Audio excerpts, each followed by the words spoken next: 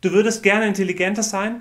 Du würdest gern bei schwierigen Aufgaben schneller schalten? Oder dass du beim Lernen mehr aufnimmst in weniger Zeit und es dir einfacher fällt zu lernen? Dann ist dieses Video genau das Richtige für dich. Was kann man tun, um intelligenter zu werden? Ich kann dir heute versichern, es ist möglich und es ist gar nicht so schwierig. Ich beobachte Menschen seit langem und mir ist aufgefallen, was alle intelligenten Menschen gemeinsam haben, was sie ausmacht. Und deshalb gebe ich dir jetzt in diesem Video die 5 besten Tipps, was du tun kannst, um deine Intelligenz zu steigern. Bleib also unbedingt dran, denn es wird dir im wahrsten Sinne des Wortes ein Licht aufgehen.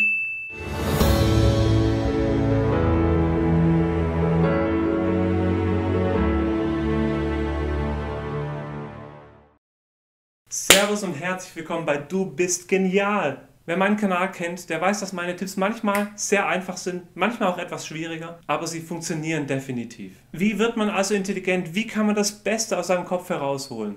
Meine 5 Punkte sind nicht irgendwelche Ideen, die ich habe, sondern ich basiere alles auf Studien und auf Erfahrungen mit Menschen, die ich gemacht habe, die ich wirklich selbst erlebt habe. Und deshalb kommen wir zum ersten Punkt, das ist der allerwichtigste Punkt, wie du persönlich intelligenter wirst als die meisten anderen. Das ist der folgende Punkt.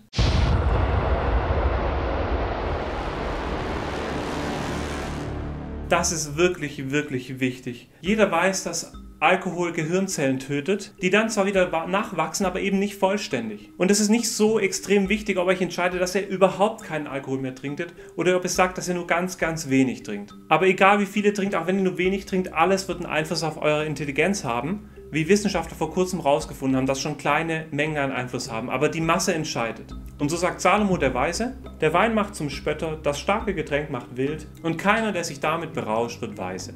Ist dieser Tipp schwierig umzusetzen? Für manche Menschen ist es schwierig, für andere Menschen ist es nicht schwierig. Mein Tipp ist, wenn du noch jung bist, dann hör am besten jetzt damit auf zu trinken. Wenn du jung bist, dann haben sich deine Synapsen noch nicht so stark und so fest eingefahren, dass es schwierig wird, aus bestimmten Gewohnheiten auszubrechen. Je älter du wirst, desto schwieriger wird es. Also hör am besten jetzt schon komplett auf. Je länger du wartest, desto schwieriger wird es. Jetzt hast du die Chance aufzuhören. Ich möchte euch die Geschichte von Daniel erzählen. Er war ein Hebräer und er wurde in einen anderen Ort verschleppt, in ein anderes Land. Und dort musste er an eine Universität gehen. Und dort wurde sehr viel getrunken, alle Leute haben viel Alkohol getrunken und viel Wein. Und er hat sich entschieden, nein, ich werde während meinem gesamten Studium kein Wein, kein Alkohol trinken, sondern nur Wasser. Und dann am Ende seines Studiums kam der König zur Universität und hat geschaut, ob es irgendwelche super intelligenten Leute an dieser Universität gibt. Und dann gibt der Daniel dieses unglaubliche Zeugnis. Es war unter allen niemand gefunden, der Daniel gleich wäre. Und der König fand ihn in allen Sachen, die er ihn fragte, 10-mal klüger und verständiger als alle Sternseher und Weisen in seinem ganzen Reich. Eigentlich könnte ich das Video hiermit beenden, denn das war der wichtigste Tipp. Schön, dass ihr da wart und ciao! Spaß. Wenn ihr aufhört, Alkohol zu trinken, so merkt ihr, je länger es andauert, das ist eine langfristige Sache, die nicht sofort funktioniert, je länger es dauert, desto mehr merkt ihr, wie ihr schneller schalten könnt und viel schneller lernen könnt als Leute, die Alkohol trinken. Da will ich noch eine Geschichte erzählen, die ich selber erlebt habe. Und zwar war es bei mir so, in der Grundschule gab es 2, 3 Leute in der Klasse, die richtig gut in Mathe waren. Sie hatten regelmäßig die besten Noten.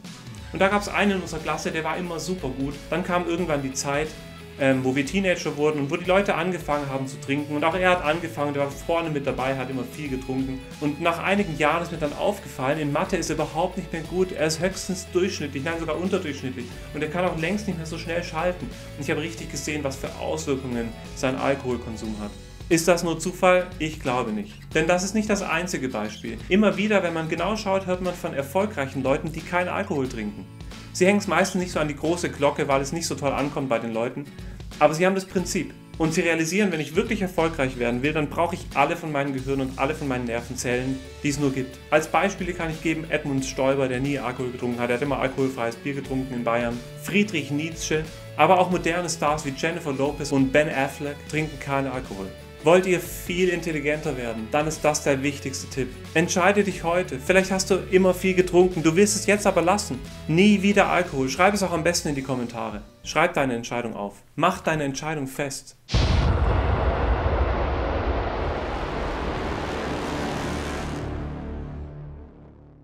Studien an Mäusen haben gezeigt, dass Mäuse, die regelmäßig Ausdauersport machen, viel mehr Nervenzellen, viel mehr Gehirnzellen haben, als Mäuse, die zum Beispiel nur deren Gedanken stimuliert werden.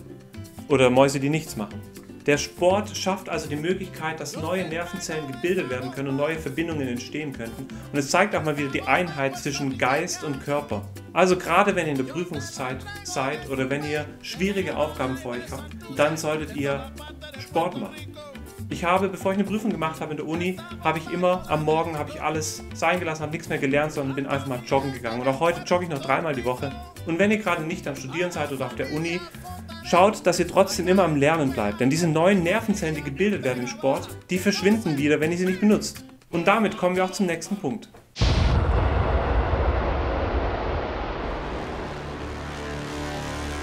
Bücher lesen, wieso? Es ist so, Filme sind auch ganz gut. Filme haben vor allem den Wert, euch zu motivieren. Das ist übrigens auch der Wert von meinem Kanal, dass wir uns motivieren und dass wir uns gute Tipps geben. Also abonniert unbedingt den Kanal. Aber der Vorteil von Büchern ist, dass euer Verstand viel aktiver sein muss. Wenn ihr einen Film seht, dann wird eurem Gehirn schon alles vorgekaut. Wenn ihr ein Buch habt, dann muss euer Verstand versuchen, es zu visualisieren. Und die Gedanken bleiben einfach viel tiefer in eurem Verstand drin und bleibt somit auch in eurem Gedächtnis. Also wenn ihr Bücher lest, dann schaut doch, dass ihr gute Bücher lest. Ich bin der Meinung, dass wenn ihr bestimmte Romane liest, das ist auch nicht schlecht, aber das bringt euch nicht wirklich weiter. Was ich gerne lese, sind Sachbücher, zum Beispiel um was Naturwissenschaftliches zu lernen, Physik und Chemie oder bestimmte Dinge lernen, Musik lernen oder Sport lernen. Oder was ich auch sehr gerne lese, sind Biografien von erfolgreichen Menschen. Was macht erfolgreiche Menschen wirklich aus? Wie konnten sie so große Werke machen, so was Großes tun? Das könnt ihr meistens in den Biografien lesen. Vielleicht sagst du jetzt, das ist doch Wissen, das ist doch keine Intelligenz, du redest doch hier von Wissen. Ja, das stimmt. Es ist nicht unbedingt Intelligenz, aber die beiden lassen sich nicht so einfach trennen. Du kannst Intelligenz und Wissen nicht komplett trennen. Sie hängen zusammen. Es ist so, wenn ihr viel Wissen habt, dann könnt ihr in bestimmten Situationen das intelligent anwenden. Das heißt, das Wissen macht euch auch intelligenter.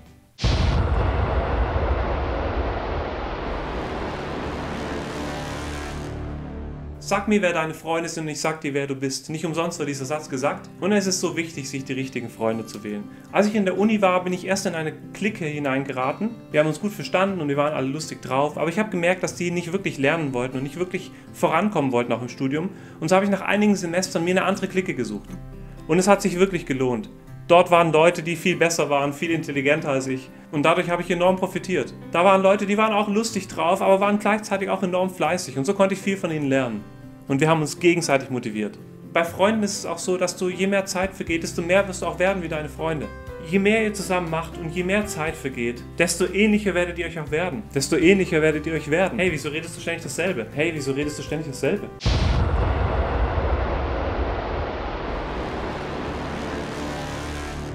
Halte dich nicht für intelligent. Salomo der Weise sagt, hast du jemand gesehen, der sich selbst für weise hält? Für einen Dummen gibt es mehr Hoffnung als für ihn. Also, wer sich für intelligent hält, ist laut Salomo nicht besonders klug. Es gibt in Deutschland so einen Verein namens Mensa, da dürfen nur Leute rein, die einen höheren IQ haben als 130, ich also definitiv nicht. Und ich habe mal zufällig einen von denen getroffen und wir haben so ein bisschen geredet und es ist mir aufgefallen, wie unglaublich beschränkt er nur gedacht hat. Dadurch, dass er immer in diesen Ketten, die du ja beim IQ-Test machen musst, gedacht hat, hat er sich bestimmte Schranken gesetzt und meinte, das ist intelligent und alles andere passt nicht. Es passt nicht in sein intelligentes Schema. Und so ist es oft so, dass Leute, die sich für schlau halten, meistens gar nicht schlau sind oder sich auch nicht weiterentwickeln. Außerdem wirkt es auch besonders nervig auf andere, wenn ihr denkt, dass ihr intelligenter seid als sie. An der Uni habe ich dazu eine extrem spannende Erfahrung gemacht. Und zwar waren wir 1200 Leute, die alle dieselbe Prüfung, die schwierigste Prüfung im gesamten Studium geschrieben haben. Und wir haben alle diese Prüfung geschrieben und sie ist schlecht ausgefallen. Ein guter Freund von mir, der wirklich gut war, den ich mir dann gesucht hatte, damit ich ein bisschen Freunde hatte, die mehr auf die Uni achten, der war richtig gut. Er war einer von 10 Leuten, die eine 1,3 hatte. Von 1200, 10 Leute eine 1,3. Es gab aber einen einzigen, der hatte eine 1,0. Und wir haben uns immer gewundert, wer ist dieser Mensch? Wir hatten bei uns im Studiengang einige Streber, die immer jeden gerne wissen ließen, dass sie unbedingt zu den Besten der Besten gehören. Aber keiner von denen hatte die 1,0. Aber endlich traf ich den Kandidaten. Der hatte also dieses sagenumwobene 1,0. Aber er war ein ganz gewöhnlicher Student, er war überhaupt nicht von sich eingenommen. Wir haben eine Weile geplaudert, er war sehr bescheiden. Bei den Streberstudenten war es so, wenn du sie gesehen hast, dann sind sie oft an dir vorbeigerannt und haben gezeigt, sie haben keine Zeit und sie müssen wichtige Dinge machen. Aber er war ganz normal, er hatte Zeit, ich konnte mit ihm reden, er hat sogar angeboten, dass wir mal zusammen lernen. Das war wirklich eine interessante Begegnung. Also nochmal die 5 Punkte, wie du definitiv intelligenter wirst. Erstens, kein Alkohol trinken. Entscheide dich am besten heute. Zweitens, Sport machen. Das stimuliert deine Gehirnzellen. Drittens, lesen, lies Bücher. Viertens ist die richtigen Freunde haben. Und 5. ist, halte dich nicht für intelligent, es hilft dir nicht, es schadet dir nur. Ja, was kannst du tun, um einen schönen, intelligenten Charakter zu haben und einen gesunden Körper? Das versuche ich immer mehr herauszufinden. Und zwar achte ich nicht auf schrille Werbung, sondern ich will schauen, was wirklich funktioniert. Und ich will euch daran teilhaben lassen, weil ich überzeugt bin, dass jeder Mensch ein genialer Mensch ist. Abonniert also unbedingt den Kanal. Ich hoffe, das Video hat euch gefallen. Bitte lasst ein Like da, einen Daumen hoch. Das wäre richtig toll, wenn ich ein paar Daumen hoch bekommen könnte. Die Wahrheit zählt und bis zum nächsten Mal. Ciao!